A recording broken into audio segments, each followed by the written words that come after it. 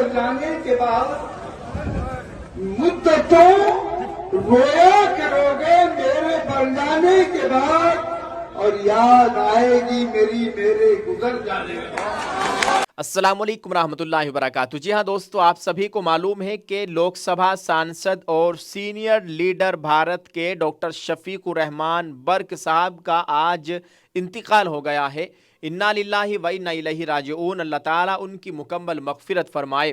ان کے انتقال کو لے کر مجلس اتحاد المسلمین کے صدر جناب بیرسٹر اسد الدین اویسی صاحب نے بھی اپنے دکھ اور درد کا اظہار کیا ہے۔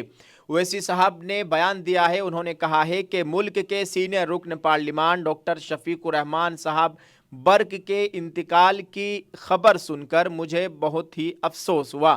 وہ نہایت نفیس مزاج کی شخصیت اور میرے والد محترم مرحوم سلطان صلاح الدین اویسی رحمۃ اللہ علیہ کے بہت ہی قریبی دوست تھے۔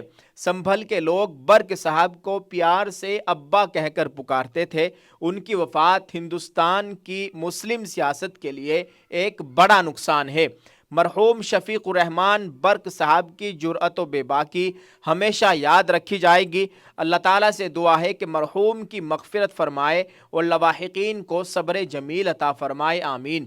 یہ بیان، یہ دکھ اور درد کا اظہار اسد الدین اویسی صاحب نے کیا ہے۔ انہوں نے کہا ہے کہ میرے والد محترم کے شفیق الرحمان صاحب بہت ہی خاص دوست تھے۔ اللہ تعالیٰ ان کی مکمل مغفرت فرمائے اور قبر میں کروٹ کروٹ چین اور سکون عطا فرمائے۔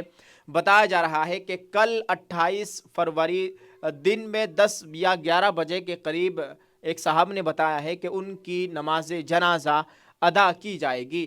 ان کی جسد خاکی، ان کے جنازے کو ان کے گھر پہنچا دیا گیا ہے۔ اسکرین پر آپ دیکھ سکتے ہیں کتنا جم غفیر ہے، کتنے لوگ ان کا آخری دیدار کرنا چاہتے ہیں۔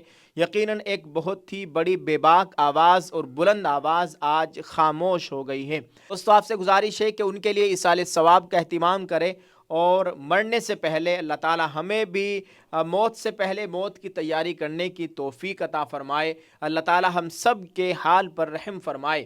آپ سے گزارش ہے اس ویڈیو کو شیئر کیجیے گا اور کمنٹ کر کے اپنی رائے کا اظہار کر دیں۔ جزاک اللہ۔ السلام علیکم ورحمۃ اللہ وبرکاتہ۔